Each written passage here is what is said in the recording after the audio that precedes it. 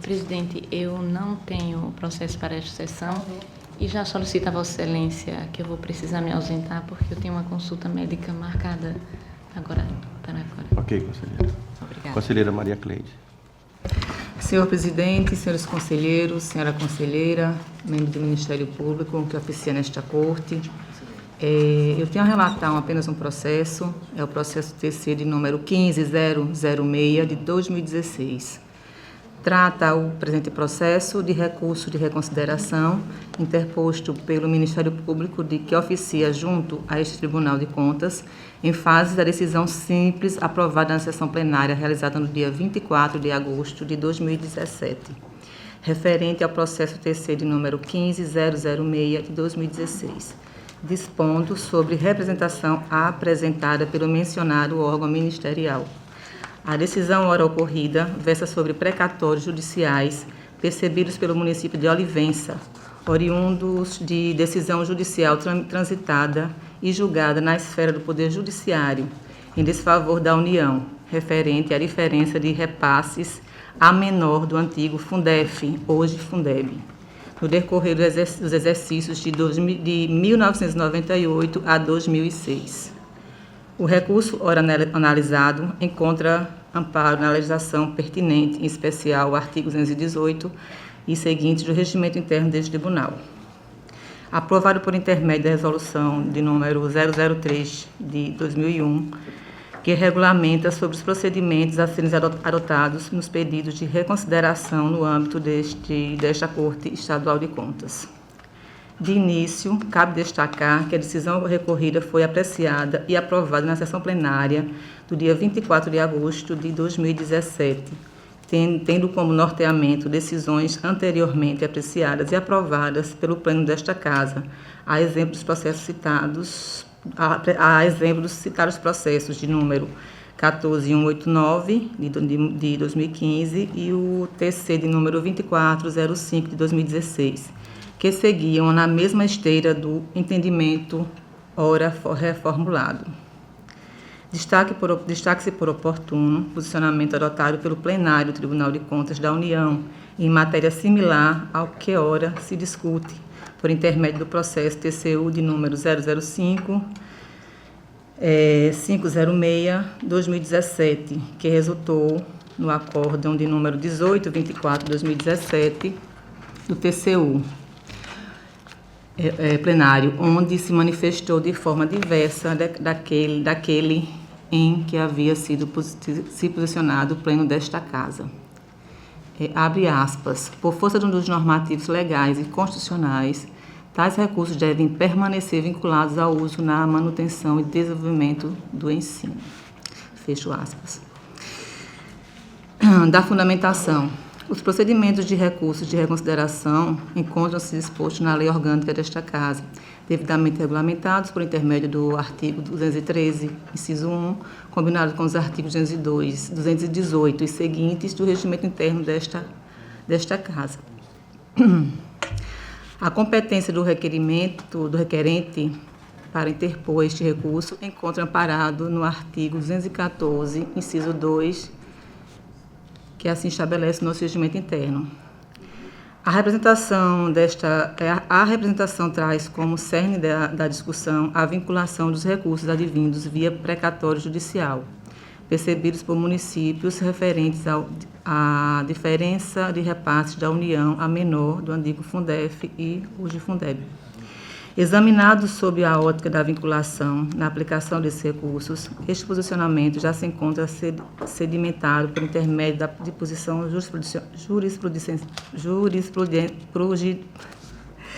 disposições jurisprudenciais, decisões estas advindas da esfera quer administrativa ou judicial.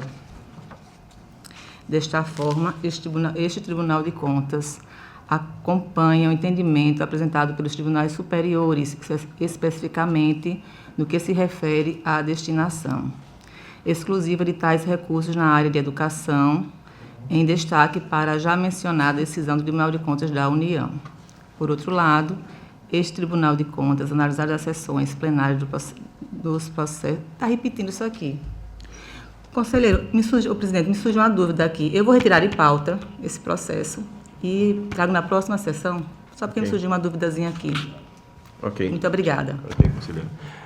A pedido por motivo de viagem, o conselheiro Rodrigo e a conselheira Maria Cleide, ele está solicitando a inversão de pauta para ele ser a pauta tá agora. Então, invertendo a pauta, seria o conselheiro Rodrigo. Presidente, não precisaria nem inverter a pauta. Não, por causa era o conselheiro Anselmo. Por causa que entrar antes, tem o conselheiro... Era o conselheiro Anselmo. Desculpe, com certeza. Ok. Com a palavra, conselheiro Rodrigo. Então, senhor presidente, senhores conselheiros, senhoras conselheiras, senhor membro do Ministério Público de Contas, senhora, né? Trago para relatar o processo TC 4185/2008. Na verdade, se trata de um voto vista, senhor presidente, relatado pelo conselheiro Anselmo Roberto de Almeida Brito,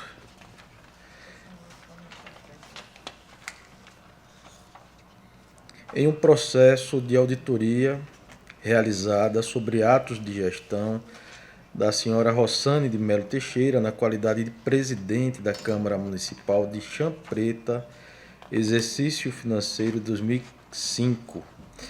Na sessão plenária do dia 2 de julho de 2019, o conselheiro Anselmo Roberto de Almeida Brito submeteu os autos à apreciação do Pleno desta Corte de Contas, apresentando voto no sentido de julgar irregulares os atos de gestão da senhora Rossane de Melo Teixeira.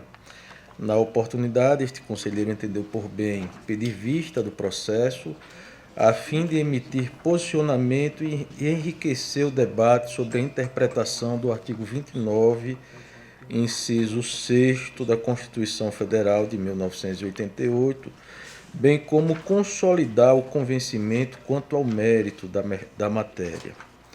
A auditoria foi autorizada por meio de ofício de número 615/2006, datado de 11 de dezembro de 2006, originando o relatório AFO-DEFAFON de número 54/2008, e este, por sua vez, apontou as irregularidades nos recebimentos de diárias e na utilização de verbas de gabinete.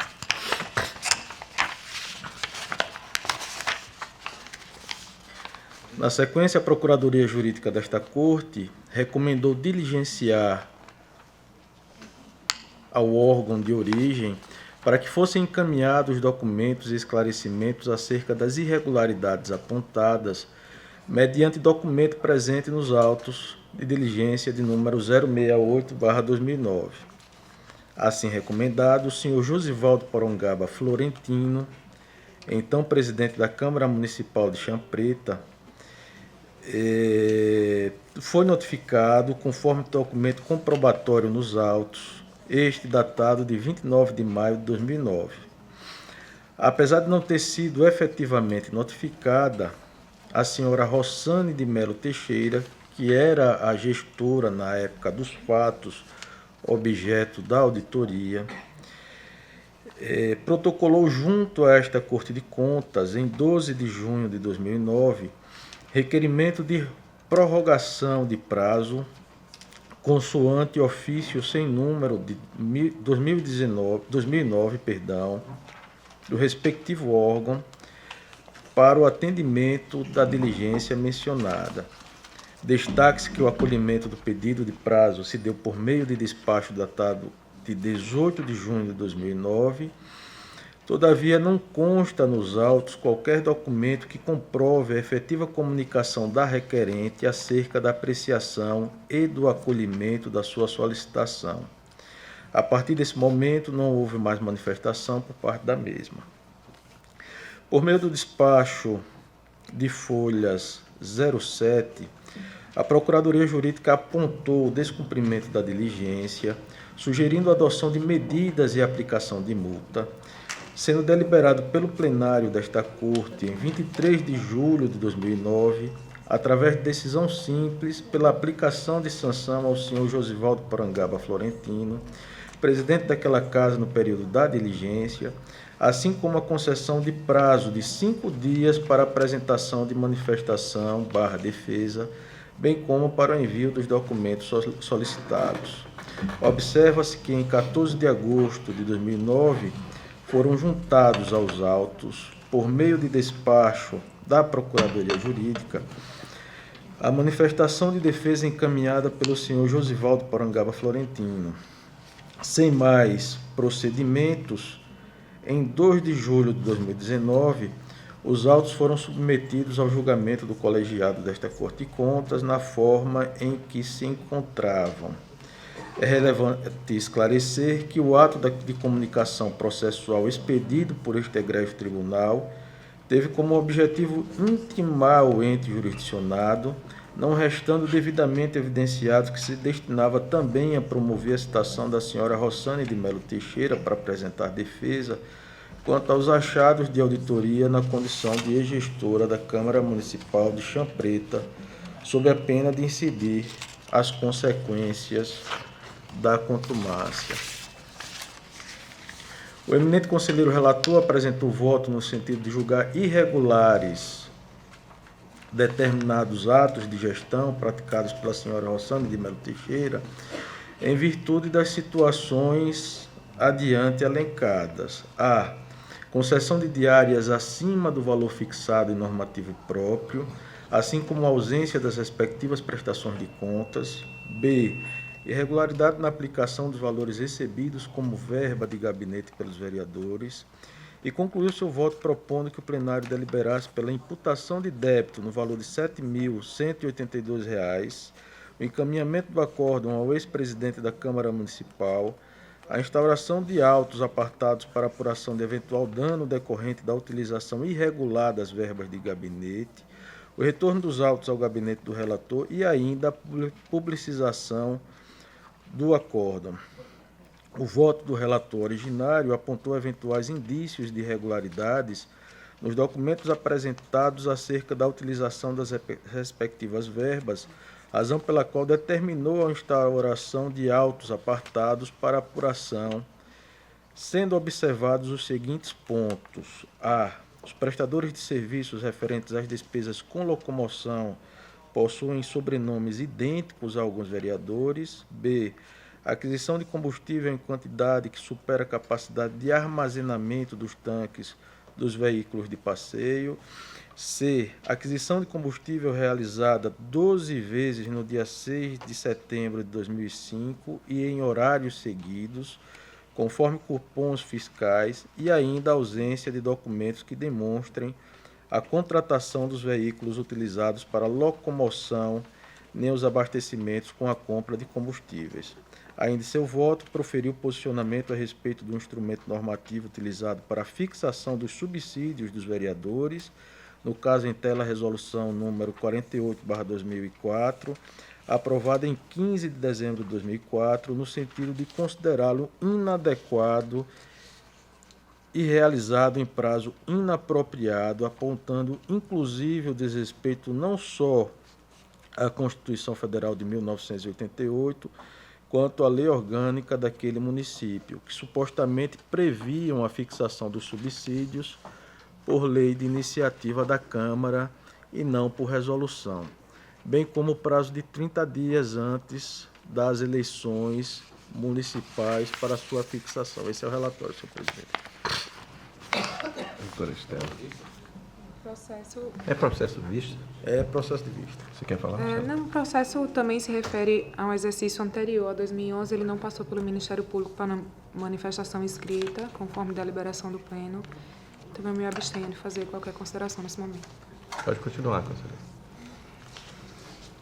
Senhor presidente, eu abri um capítulo no meu voto, na verdade uma preliminar de mérito, quanto à ausência de citação da gestora. Na verdade, de forma bem resumida, a citação foi direcionada contra a Câmara Municipal de Champreta, na qual, na época da diligência, era presidida por um outro gestor, né? E também o despacho menciona a todo momento a expressão diligência. Em nenhum momento fala em citação para exercer defesa, tá? Com base nesses argumentos, eu posso até fazer a leitura do meu voto. Está bem simples o voto que que nós elaboramos, que nós trabalhamos, mas está em cima das garantias constitucionais do gestor do contraditório da ampla defesa, que nós entendemos que ficaram prejudicadas em virtude da ausência de manifestação inequívoca por parte desse tribunal de que aquele ato processual de comunicação se tratava para que aquela gestora, a gestora Rossane de Melo Teixeira, da Câmara Municipal de Chã Preta, à época da auditoria, pudesse, de fato, exercer defesa apresentando a documentação. Então, com base nesses argumentos, nós juntamos a farta jurisprudência do Supremo Tribunal. Na verdade, nós fizemos menção à jurisprudência do Supremo Tribunal Federal, de que ficaria mitigado as garantias constitucionais da ampla defesa do contraditório. Estamos trazendo inicialmente uma preliminar, levantando de ofício a preliminar de ausência de citação da gestora para apresentar a defesa e propondo a renovação do ato processual para que ela possa se manifestar nos autos. É como eu estou votando inicialmente. Caso Vossa Excelência queira botar em votação, coloca preliminar para... pela preliminar, conselheira Anselmo. Excelência, olha, de fato, aqui como relatou o conselheiro, em 12 de junho de 2009, por esponte própria, a senhora Rossane de Melo Teixeira solicitou prorrogação de prazo. Então, eu acho que isso está superado quando ela vê os autos. Tanto é que vê os autos, tomou conhecimento do procedimento do tribunal, inclusive solicitou prazo para apresentação da documentação e ou de apresentação de alegações. Eu acho que nesse sentido, acho que em sendo assim, estaria superada a falta de comunicação, notificação, intimação ou citação. É claro que se a gente for utilizar tecnicamente o que só ocorrer no sistema judiciário, teríamos que fazer isso em todos os processos e talvez, assim a grosso modo, muitas de nossas ações poderiam incorrer, muitas mesmo, nesse vício de confundir notificação, citação, intimação, cientificação. E, nesses termos, eu acho que essa preliminar ficaria superada pela vinda da responsável aos autos, por esponte próprio, inclusive com previsão normativa. Eu só vou pedir uma parte para esclarecer. Ela compareceu de fato aos autos, eu mencionei no relatório, compareceu espontaneamente para cumprir uma diligência, né? A diligência de carregar para os autos documentos. Ela não compareceu espontaneamente com a ciência inequívoca de que devia apresentar uma defesa, até mesmo porque ela não foi destinatária nem da diligência, nem de qualquer ato de citação. Né? Então, me parece não, eu tenho um convencimento de que as garantias do contraditório elas ficam de fato prejudicadas nos autos, de modo que o nosso encaminhamento é forte nesse sentido de determinar a nova citação da mesma para apresentar a defesa. Vamos então botar a preliminar em votação para continuar. Conselheira Raquel. Eu acompanho o posicionamento do conselheiro Rodrigo. Conselheira Maria Cleide. Também, com toda a vênia, o conselheiro relator, acompanho o conselheiro Rodrigo. Conselheiro Fernando. Também, conselheiro presidente, eu acompanho o voto do relator, do voto vista, por a segurança jurídica no sentido de enfrentar o contraditório da defesa, apesar, naturalmente, do lápis temporal que dá uma insegurança jurídica por si só imensa, mas eu acompanho o voto do conselheiro Rodrigo. Então, vencida a preliminar, conselheiro, pode continuar.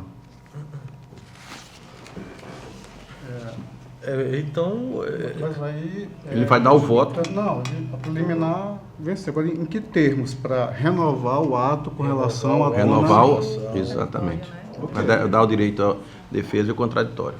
O voto já está lançado nos autos. O acórdão também, eu vou pedir para a minha assessoria elaborar o acórdão de que o processo, a sessão deliberou por converter o processo feito em diligência, no sentido de citar vencido o conselheiro Anselmo Brito. Anselmo Brito, exatamente. Só elaborar o acórdão.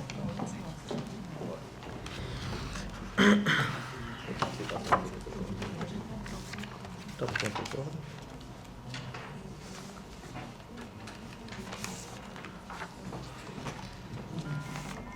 Já sabia do resultado.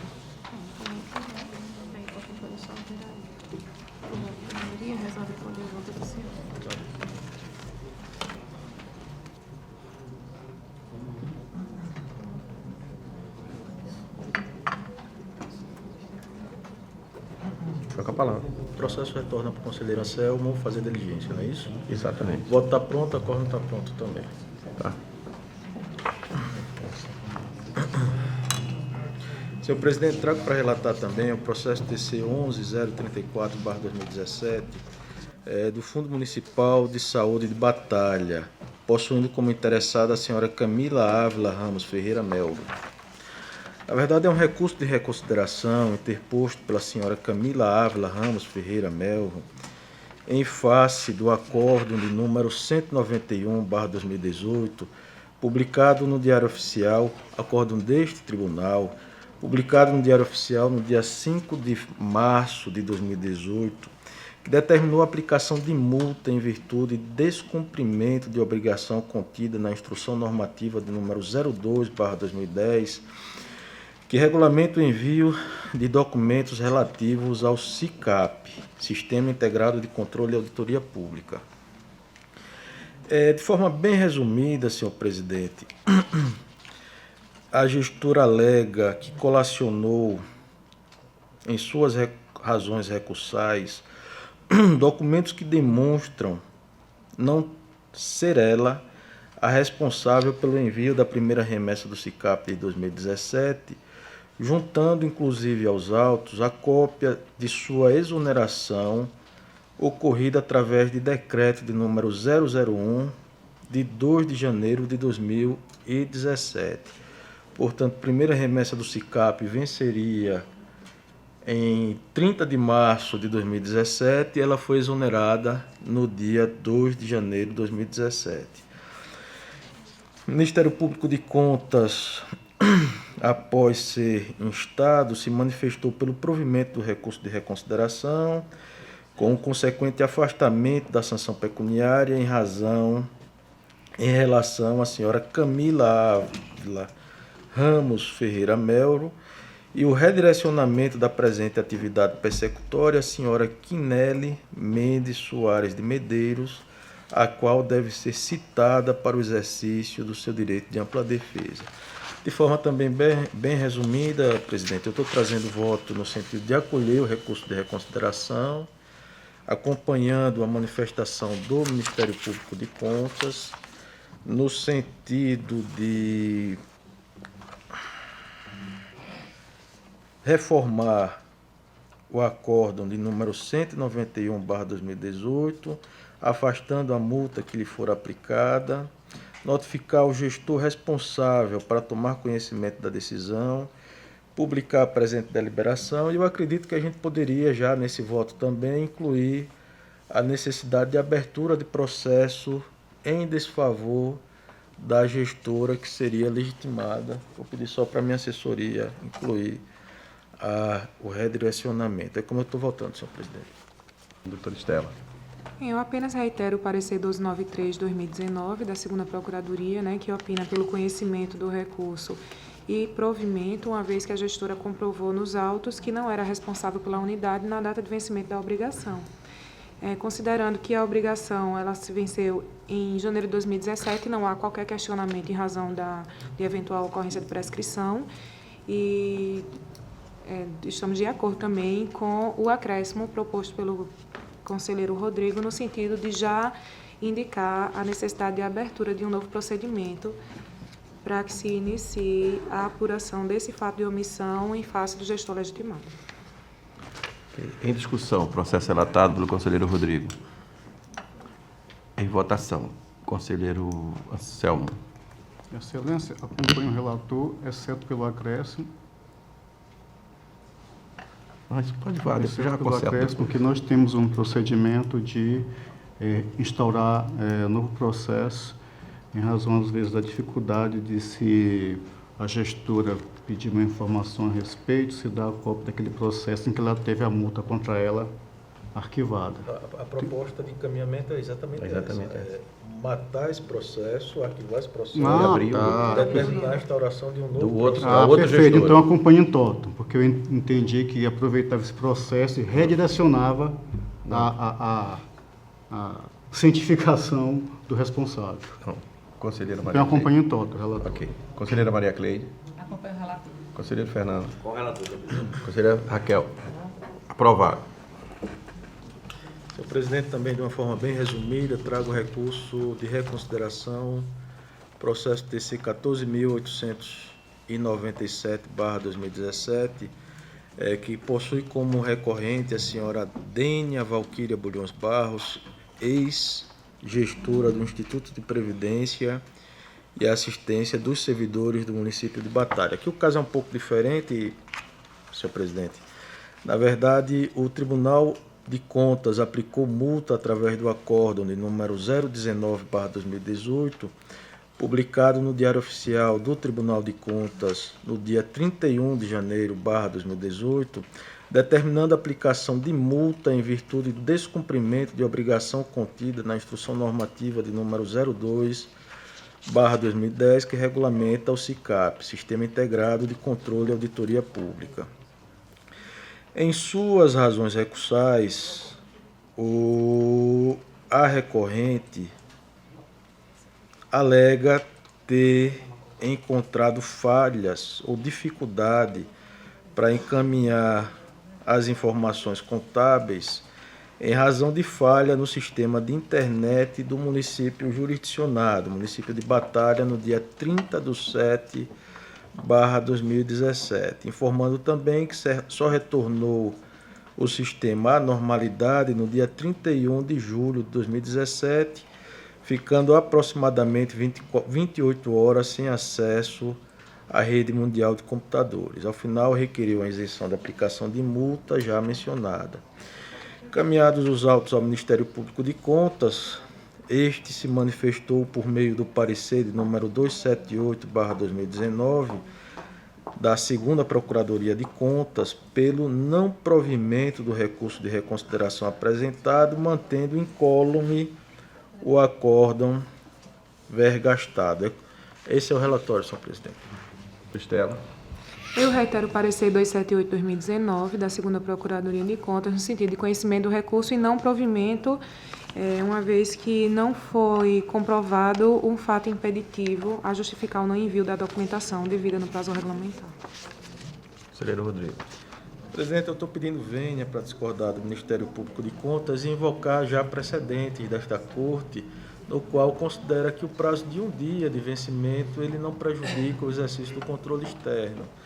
Então, eu estou acolhendo, conhecendo do recurso e dando provimento ao mesmo com fundamento. Não entro nem no aspecto da dificuldade técnica, na falha de sistema por parte do município de Batalha, mas entro no aspecto jurídico da razoabilidade para dar provimento ao recurso de reconsideração e votar pelo arquivamento dos presentes autos com a isenção da multa que lhe for aplicada.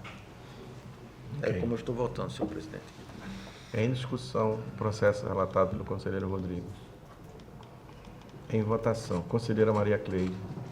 Acompanho o relator, presidente. Conselheiro Anselmo. Senhor presidente, eu aqui ouso discordar do relator, tendo em vista descumprimento claro de normativo e justificativa, e não apresentação de uma justificativa razoável. Então, eu entendo que deva prevalecer a norma do tribunal, que mesmo sancionando o gestor, tem um caráter de sancionar, no sentido de ensinar ou de mostrar que esse tipo de situação não deve se repetir. E nesses termos eu aqui mantenho, acho que a decisão originária de sancionamento, senhor presidente. Conselheiro Fernando. Presidente, eu acompanho o relator, inclusive não só ponderando o princípio da razoabilidade do tempo, também é justificativo, é natural. Nós temos um sistema eletrônico, o sistema não funciona. Se passasse mais tempo para entregar, que poderia se deslocar de Batalha até Maceió para fazer presencial, mas nós temos aí, me parece, um lapso de 24 horas. Portanto, não só a questão da razoabilidade, mas também acatando a justificativa, mas não modificando. Não quero acrescentar isso no voto, eu acompanho Vossa Excelência. Conselheira Raquel. Senhor presidente, mantendo coerência até com entendimentos meus anteriores, eu acompanho o voto do conselheiro Anselmo. Eu entendo também que, se não ficou comprovado nos autos o fato alegado que impediu o encaminhamento dentro do prazo legal, deve ser aplicada a multa.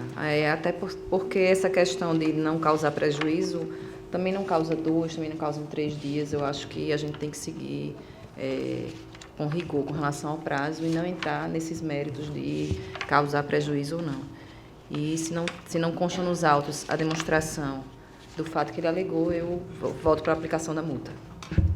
Então fica vencedor o voto do conselheiro Rodrigo, vencido o conselheiro Anselmo e o conselheiro... Está certo.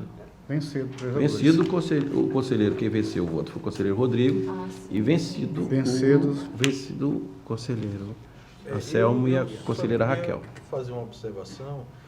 Na verdade, que há uma declaração da empresa que presta serviço de informática para a municipalidade. Eu não levei em consideração essa declaração, dizendo que, de fato, o serviço prestado por ela ficou inoperante naquele período. Então, para não entrar no aspecto da prova, eu desconsiderei e entrei só no aspecto jurídico, realmente, da razoabilidade. Ok. Está com a palavra. Senhor presidente, sendo assim, minha pauta fica encerrada para o dia de hoje. Eu vou só... Não tem um 868 não, conselheiro? 868 2018. É a mesma gestora, inclusive. Exato, eu estou retirando de pauta esse processo. Está retirando isso. Estou retirando de pauta. E, sendo assim, minha pauta fica esgotada para o dia de hoje. Eu vou acompanhar a sessão até por volta de meio-dia. Eu vou ter que me ausentar por conta de uma viagem pelo tribunal. Ok. Pela ordem, conselheiro... Agora considero o conselheiro Fernando. Eu não tenho processo pautado para essa sessão, senhor presidente. Então, conselheira Anselmo. Ele vai dizer. Mas vai pegar o ministro.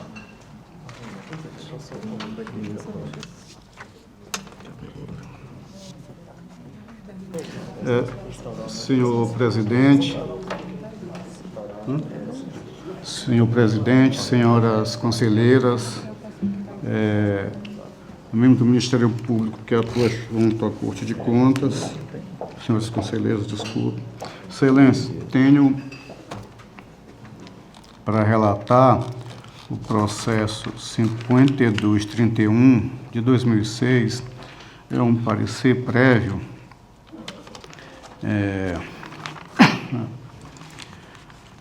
cuida do processo da prestação de contas do senhor Marcos Antônio de Almeida, na qualidade de gestor do município de Paulo Jacinto, durante o exercício financeiro de 2005, que veio a esta Corte através do ofício número 82 de 2006. Os autos foram encaminhados à diretoria competente, que elaborou o relatório 114 de 2010, que apontou, segundo a palavra dos técnicos, que o município deixou de encaminhar a lei orçamentária que aprovou o orçamento para 2005, assim concluindo que a prestação de contas não reuniria condições de análise, muito menos de parecer favorável. Em 11 de novembro de 2010, foi proferida decisão simples, oportunizando o direito de defesa ao gestor, tendo em vista a questão das inconsistências apontadas no relatório 114 de 2010. O senhor Marcos Antônio de Almeida requeriu, junto à Corte de Contas, prorrogação de prazo, apresentando em seguida a manifestação justificativa, através da qual também encaminhou a Lei Municipal 474 de 2004, que tinha aprovado o orçamento para o exercício de 2005, com os extratos bancários e as referidas conciliações das contas correntes da municipalidade. O gabinete do relator, analisando os autos, constatou a necessidade de serem remetidos outros documentos obrigatórios e manifestações ou manifestações do gestor. Claro, situações estas não originalmente detectadas pela diretoria técnica. O pleno aprovar, então, em março de 2017, por meio de ação simples, realização de diligência para que o ex-prefeito encaminhasse a documentação obrigatória solicitada e, evidentemente, querendo apresentasse os seus esclarecimentos justificativos acerca da situação encontradas no prazo comum de 15 dias. O gestor foi notificado no dia 19 de maio de 2017. Em 30 de maio do mesmo ano, o interessado mais uma vez requereu dilação de prazo, fato esse que foi considerado e assim foi novamente deferido na decisão datada de 9 de outubro de 2018. Inclusive, em virtude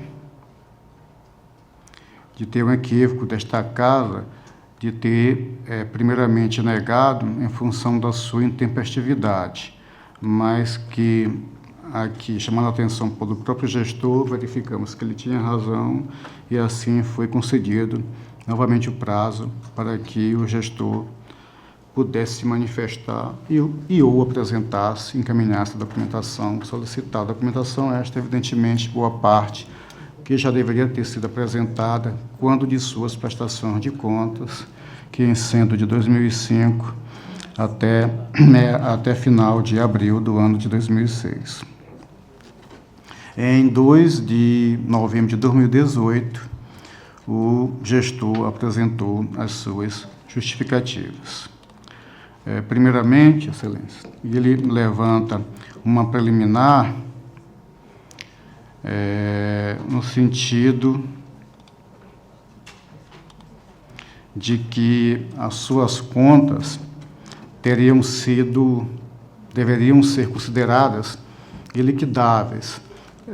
Aquele famoso tipo de decisão em processos de julgamento de gestão, onde as contas elas podem ser julgadas em caráter preliminar, em caráter definitivo e em caráter terminativo. Apesar da nossa lei orgânica, ela não está seguindo o modelo dos outros tribunais de contas, há também previsão na nossa lei orgânica para decisão terminativa, que é decisão iliquidável por vários motivos. Entre eles, se entrar no mérito, a força maior. Ele alega que suas contas seriam iliquidáveis em vista da enchente ocorrida no município no ano de 2010, mas as contas são de 2005, na qual foram destruídos diversos documentos públicos arquivados na sede da Prefeitura, dentre eles a Lei Orçamentária Anual de 2005, ou seja, ele já tinha mandado esta lei, esqueceu-se que tinha mandado, mas numa segunda renovação de prazo, ele disse que não poderia apresentar uma lei que ele já tinha apresentado, porque a enchente destruiu vários documentos que estavam arquivados na prefeitura. E que tal situação foi amplamente divulgada nas mídias jornalísticas, indicando inclusive o sítio eletrônico Gazeta Web, Globo.com, portal, notícia e detalhamento, que pretensamente hospedou a notícia do evento narrado, que em seus termos, por se tratar de fato público e notório, prescinde de prova a teor do artigo 374, inciso 1º do Código Civil, Código de Processo Civil, sustentando a argumentação nas regras contidas no artigo 123 da Resolução número 3 de 2001, que é o nosso regimento interno, e no artigo 20 da Lei Orgânica do TCU, reforçando a linha de raciocínio em virtude do longo intervalo temporal entre a data da gestão analisada, 2005, e a notificação para prestar os esclarecimentos que foram feitos em 2018. Diante disso, solicitou que seja reconhecido o caráter iliquidável das contas. Verificando o sítio eletrônico apontado pelo defendente, retornou-nos notícias que não versam sobre o caso em questão, mas de assuntos relacionados à TV e celebridades, conforme cópia da página da web anexada aos autos. Contudo, fazendo buscas na rede mundial de computadores, conseguimos verificar algumas notícias sobre o alagamento ocorrido na cidade de Paulo Jacinto,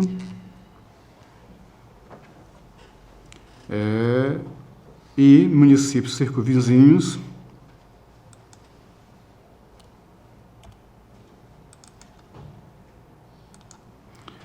nos idos de 2010. Não obstante o alegado pelo ex-prefeito, como eu já declinei aqui, a Lei Orgânica do Exercício Financeiro de 2005, Lei 474 de 2004, foi encaminhada aos autos, na primeira diligência efetuada no ano de 2010. Entendo que, não merecendo também prosperar os argumentos da defesa, pelo simples fato de que, mesmo com a enchente ocorrida no ano de 2010 naquela municipalidade, a obrigação de envio dos instrumentos de planejamento e programação é de 30 dias, considerando que as contas referentes ao exercício financeiro de 2005 teriam que ser apresentadas aí no máximo até abril de 2006. Vez que, novamente, em pesquisa realizada no SIM, não foi encontrado nenhum processo de entrada no tribunal, quer do PPA, quer do LDO. Dessa forma, já desde a época, evidentemente que impossível a sanção em virtude deste fato, descumprida a regra disposta no calendário de obrigações dos gestores públicos desta Corte de Contas, que é a Resolução Normativa 2 de 2003, onde diz que os documentos do plano plurianual ele deve ser encaminhado ao tribunal 30 dias após sanção ou promulgação. E a Lei de Diretrizes Orçamentárias também no mesmo prazo. E ainda assim, quando o encaminhamento da prestação de contas, que se dá apenas até o final de abril do ano subsequente, da mesma forma, não foram encaminhados.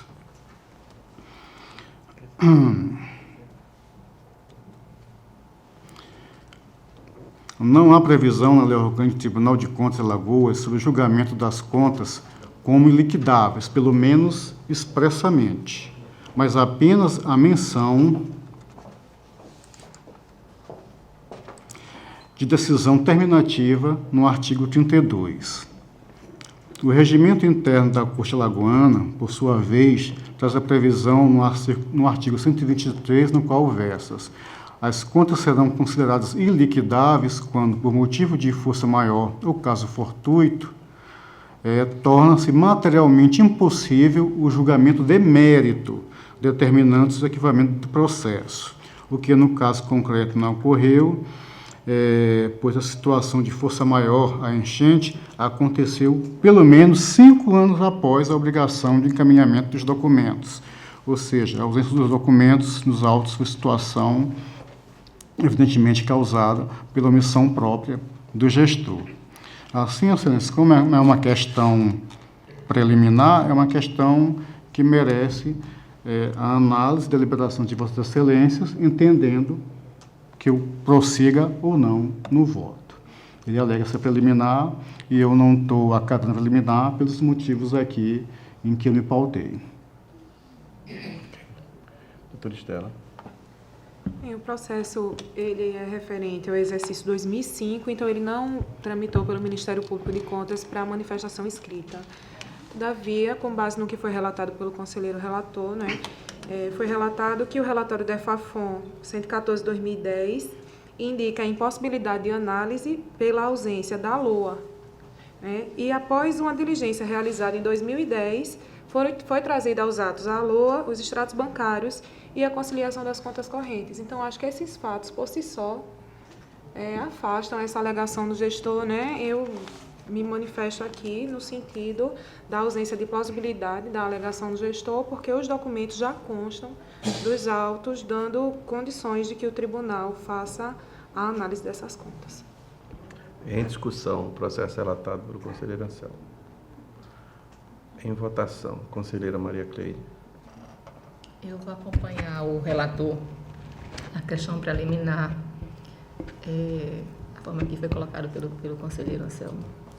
Conselheiro Fernando. Com relator, senhor presidente. Conselheira Raquel. Com relator, presidente. Palavra, conselheiro Anselmo. Excelência, da análise feita, eu quero chamar a atenção que, apesar do encaminhamento da LOA, há uma tríade orçamentária, como muito bem foi falado aqui antes na apresentação para os alunos de Direito, que é o PPA, a LDO e a LOA. Há uma espécie de hierarquia e de obediência de um para outro. Então, às vezes, muitas partes, muitos assuntos tidos na LOA, a gente não tem como verificar o seu fundamento de validade se não tiver presente a LDO ou o PPA. E aqui eu estou falando de modo bem simplório, porque a própria LRF ela trouxe um sem número de obrigações que a LDO deve regular para a análise da gestão financeira fiscal. Então, a falta desse documento, ele, de sobremaneira, prejudica a análise desses elementos. A exemplo, os anexos de metas que devem ser encaminhados na LDO, que prevê as metas fiscais, com valores que o gestor se auto-obriga a cumprir, no intuito, assim, de modo bem simples, abater, trabalhar no intuito de economizar dinheiro para poder ir aos poucos diminuindo a eventual dívida existente municipal. Questões como regulamentação de como se fazer o empenho, também é previsão na LDO, de como vai a forma de cálculo e de como vai ser utilizado a reserva de contingência, tudo na LDO. Então, essas análises elas ficam prejudicadas.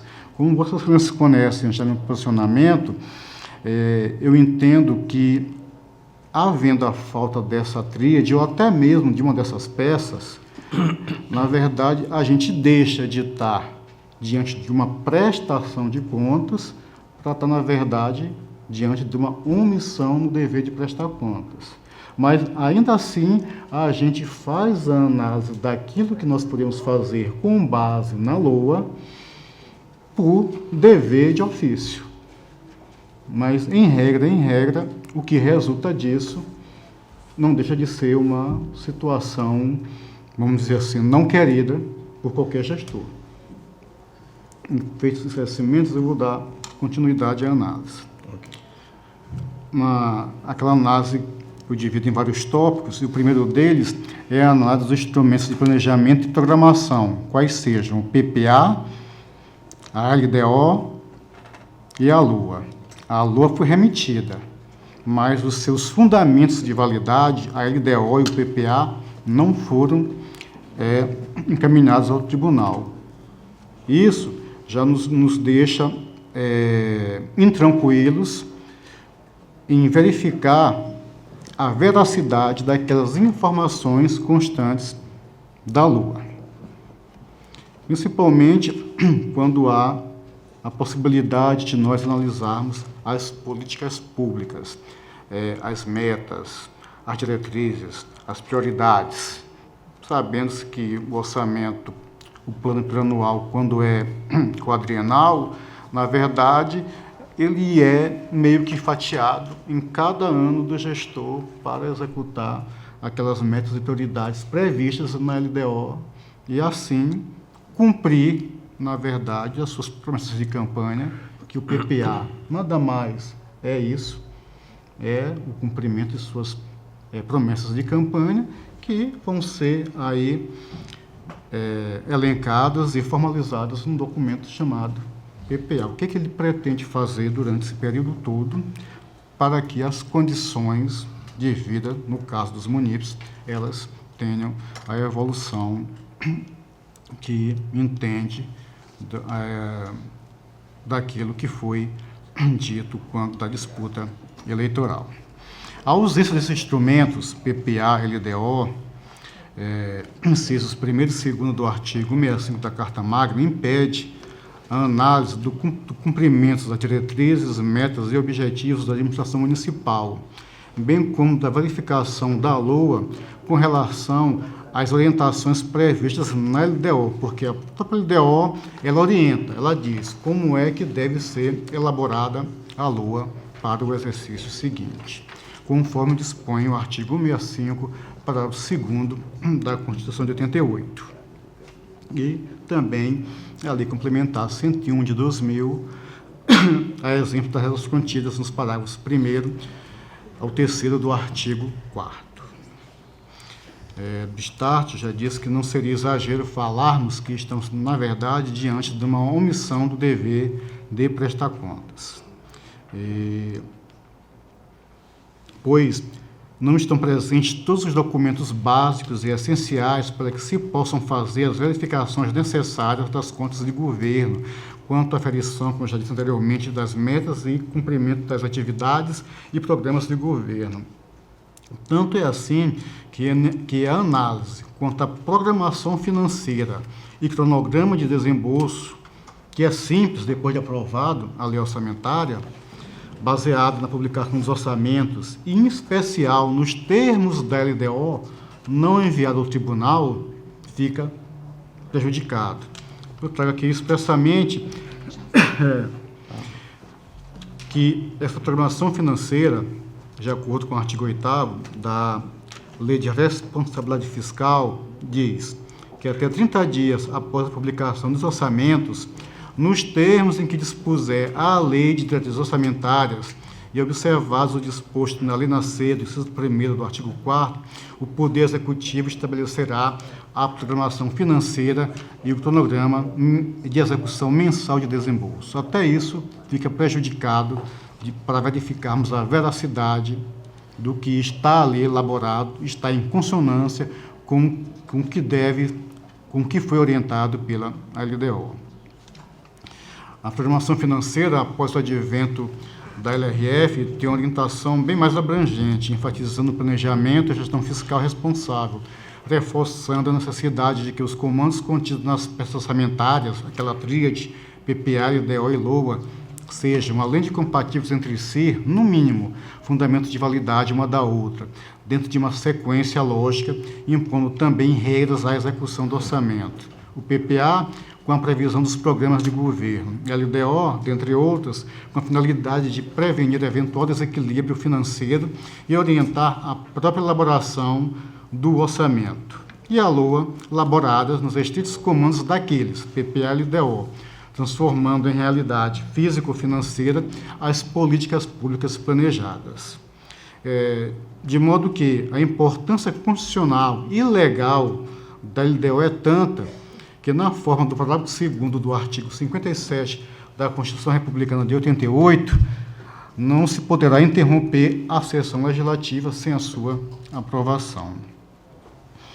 eu trago aqui alguns precedentes, pelo menos 6 precedentes, de que a falta de desses elementos, dessas peças orçamentárias, seria motivo suficiente, motivação idônea para emissão de parecer prévio, sugerindo a desaprovação, rejeição das contas. Falo também da questão dos anexos de metas e riscos fiscais que devem conter na LDO, que não